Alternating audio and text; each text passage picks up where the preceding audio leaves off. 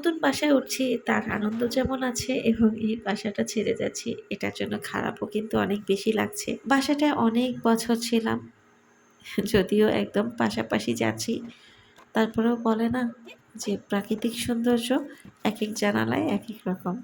আমারও সেই অবস্থা। ছোটবেলা থেকেই আমি অনেক বেশি ইমোশনাল। মানে যে জিনিসটা আমার কাছে অনেক দিন থাকতো সেটার প্রতি অন্যরকম একটা মায়া হয়ে যেত।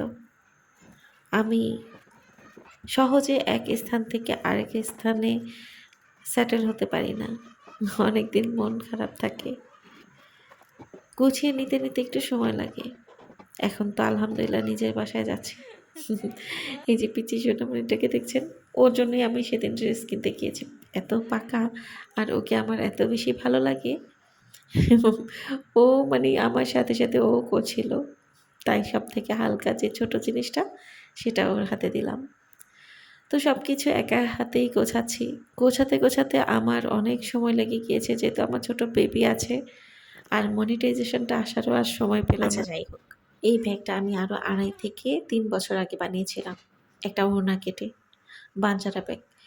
মার্কেটে এত বেশি দাম ছিল ৫,০০০, ৬,০০০ তাই নিজেই বানিয়ে নিয়েছিলাম। কিন্তু আগের পেজটাতে ভিডিওগুলো ছিল। এখন তো পেজটা নেই। যাক যেটা চলে গেছে সেটা চলে গেছে। যেটা এসেছে সেটা ভালোভাবে এসেছে। আমি আমার ঘরের কাজকর্মগুলো শেষ করে বেলকনিতে চলে এসেছি। আর যারা আগের পেজে ছিলেন তারা কেউ, কেউ এই পেজেও আছেন এবং তারা খুব ভালোভাবে জানেন আমার সবথেকে ফেভারিট কর্নার হচ্ছে বেলকনি। আর আমি টব থেকে গাছগুলো চেঞ্জ করে অন্য টবে লাগাচ্ছি। আগে তো আমার ঘরের ভাঙা হাঁড়ি পাতিল হান্ডি-পান্ডি যা ছিল সব কিছুতে আমি গাছ লাগিয়ে দিয়েছিলাম বেলকনিতে। এখন আমি কিছু টব গিফট পেয়েছি, সেখানেই শিফট করছি।